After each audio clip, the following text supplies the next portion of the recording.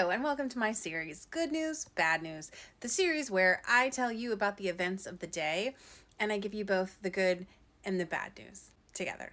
It's like a combination platter of news. What a year today, Tuesday, has been. A lot happened in the news today, so let's get to it. I'm going to start with the bad news.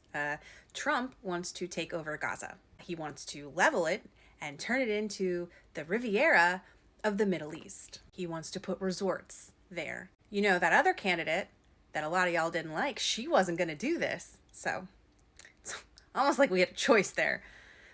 But nevertheless, I said I would bring you some good news. The good news is at least the Palestinians won't be there when he levels it.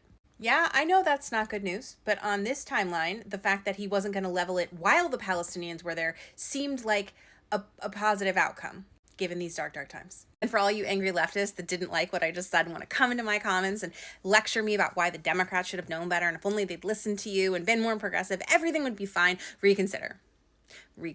Because I'm critical of the Democrats all the time. I'm on their asses. But I also unified behind the candidate that I knew was going to not level Gaza and make it into resorts, as opposed to the guy that actually said he was going to do specifically just that. So you can take your hurt feelings and go hang out with your elections cicada leader while the rest of us try to figure out what the hell we're going to do about this. Or you can stay and try to help us preserve democracy, whatever little bit is left of that. We're all just a little hurt. The wounds are very raw right now. Whew, this series is going to be a lot harder than I thought it was going to be. Speaking of the Democrats, they finally showed up to party. Seems like our leaders in Congress finally heard our pleas and said, yeah, you know what? We're going to stand up to Trump and Musk.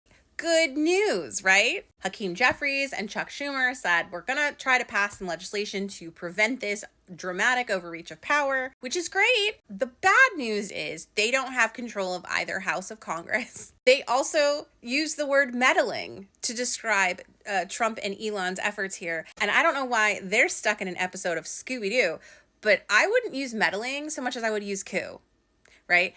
Use the fucking word. Also, they tried to get into the Treasury Department and they couldn't get in because they were denied entry.